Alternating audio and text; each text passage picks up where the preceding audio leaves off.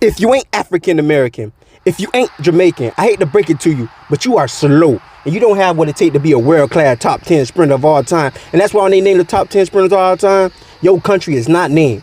But anyways, if you think you know why, you do me a favor. And you comment the reason down below in the comments. But back to the video. We're going to start with the East African. While they have the body perfect for running, they lack in the area of fast twitch muscle fiber. Their body is very dominant with slow twitch muscle fiber, and they are very, very lean, not having that explosiveness that's needed to be a world-class sprinter. But they do have one. He's from Kenya, and you can obviously see the Bandu evidence in the DNA. But anyways, let's step to the Chinese man.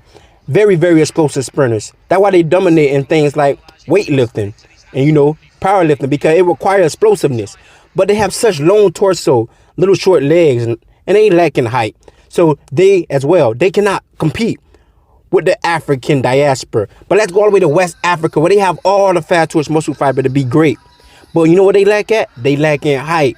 The Africans in Africa is not as tall as the Africans in America.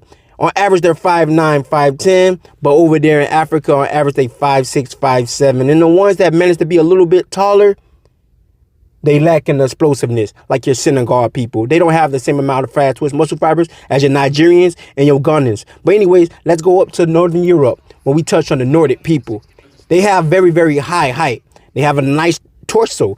But the problem is with them, same problem, slow twitch muscle fiber. That slow twitch muscle fiber is killing everyone. Now let's go to the Polynesian, where they also have slow twitch muscle fiber, but they are also very explosive. But their problem is they just got too much weight on that body and too much big bone. They just carrying too much weight, and they just don't have what it takes to be a world-class sprinter. Can they explode? Yes. Can they have a nice 40-yard dash? Yes. Can they run a good 100? No, not at all. Terrible. Look at the times. But anyways, let's go to your Native Americans, your Indians. We put them in the same boat. These are your endurance runners. Bodies that are not very muscle dominant.